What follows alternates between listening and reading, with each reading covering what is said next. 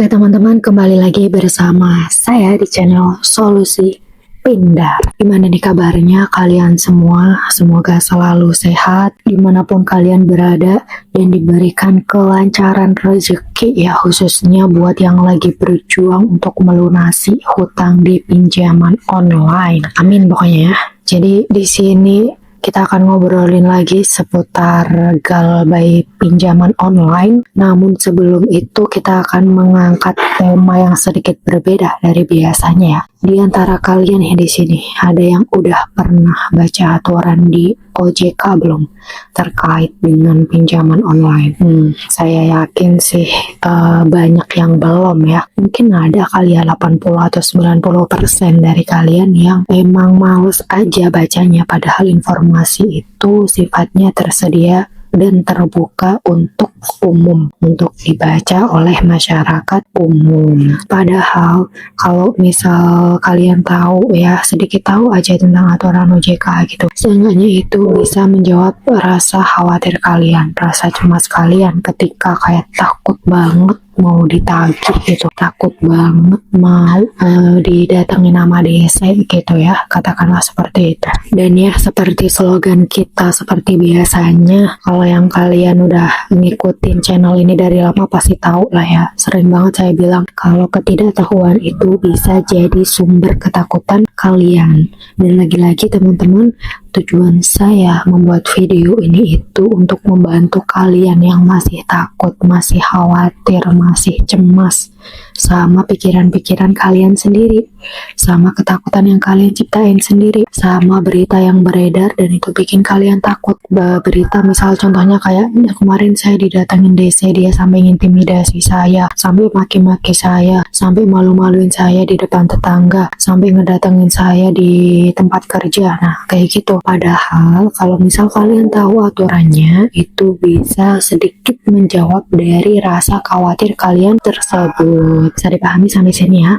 Nah di sini saya akan spill mungkin salah satu aja lah ya dari sekian banyaknya aturan yang udah OJK cantumin, khususnya yang ada kaitannya dengan penagihan pinjaman online. Seperti yang di sini itu POJK nomor 22 tahun 2023 tentang perlindungan konsumen dan masyarakat di sektor jasa keuangan. Nah, di aturan ini tuh udah dijelasin cukup lengkap tentang gimana sih proses penagihan yang seharusnya dilakuin sama pihak pinjolnya gitu.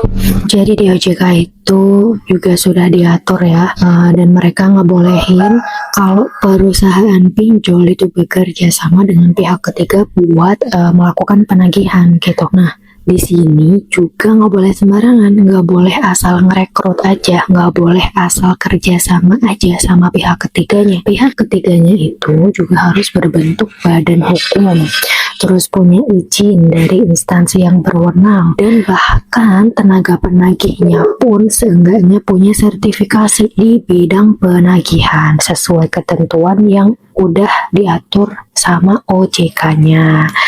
Dan ini ada satu lagi nih, insight atau aturan yang membantu kalian banget teman-teman.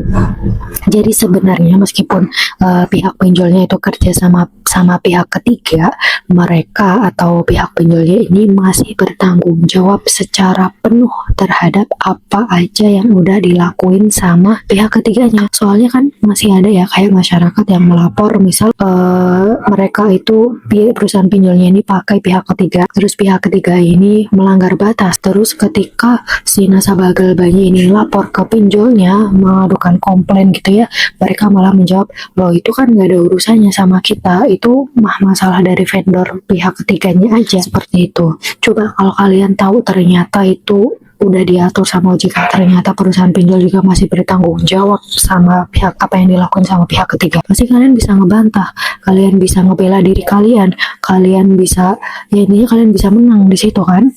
Seperti itu teman-teman contohnya. Terus lagi di POJK juga sudah diatur kalau misalnya penagihan itu nggak boleh dilakukan secara barbar, dalam artian nggak boleh kalau penagihannya itu dengan ancaman atau kekerasan ya, atau tindakan yang sampai bikin malu kalian gitu, entah itu sifatnya itu fisik ataupun yang verbal. Tapi pada realitanya banyak masyarakat yang nggak tahu, banyak nasabah Galbay yang masih nggak tahu sama informasi yang penting kayak gini, informasi yang sebenarnya itu malah melindungi diri mereka, informasi yang kalau mereka tahu itu mereka jadi nggak khawatir lagi, jadi nggak takut lagi. Bahkan sesimpel ketika DC datang itu pun sebenarnya kalian juga berhak loh menanyakan mana suratnya gitu, mana surat perintahnya, dan mana identitas kalian.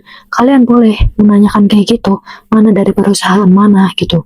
Bukan berarti kalian mau nyari ribut, bukan berarti juga kalian kayak males bayar, kayak cuman basa-basi gitu ya. Loh enggak, emang itu sudah diatur semuanya, dan boleh kok sama OJK-nya kayak gitu. Kalau misal mereka datang tanpa surat perintah ataupun nggak jelas identitasnya gitu ya, ya kalian sah-sah aja buat menjadikan itu sebagai bukti dan tindakan yang nggak sesuai sama apa yang udah diatur sama pihak OJK gitu teman-teman. Bisa dipahami sampai sini ya. Nah sebenarnya dengan kalian baca aturan ini ya, meskipun banyak gitu ya, banyak tebal, pakai bahasa yang juga formal gitu, itu juga melindungi diri kalian sendiri, dan itu bisa menjadi jawaban atas kekhawatiran kalian selama ini. Nah ini juga sebenarnya sama aja kayak ini loh, aturan lalu lintas. Dah ada kan lalu lintas di tiap-tiap daerah, udah pasti ada aturannya toh. Nah apakah dengan aturan itu semua orang itu tunduk gitu? Enggak tuh, masih aja ada orang yang kayak nerobos lampu merah, masih ada aja orang yang kayak nggak pakai helm gitu cuman. Nah apakah hanya dengan pelanggaran yang seperti itu berarti aturan lalu lintasnya nggak berlaku? Ya nggak kayak gitu konsepnya kan. Nah ini juga sama dengan pinjaman online.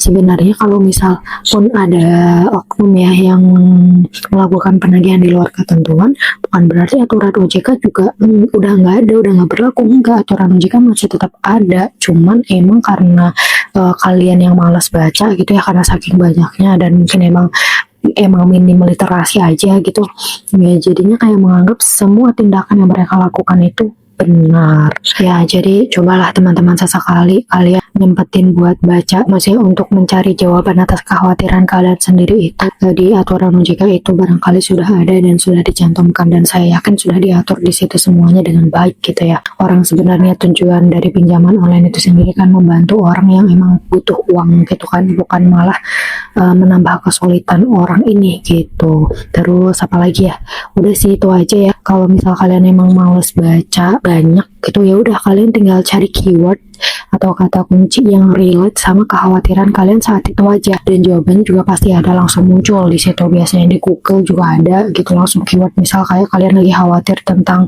DC yang datang itu harus gimana, ya udah berarti tinggal cari aja POJK terkait DC penagihan yang langsung datang ke rumah gitu. Di situ langsung muncul, jadi kalian bisa tahu gitu cara kerjanya kayak gimana. Terus misal nanti di lapangan atau di realitanya berbeda, kalian bisa menyimpan itu sebagai bukti dan kemudian diadukan ke pihak yang berwenang. Nggak apa-apa, laporin aja, mau ditangkapin atau enggak, laporin aja teman-teman gitu. Oke, cukup sekian video dari saya kali ini, semoga bermanfaat dan sampai jumpa di video selanjutnya.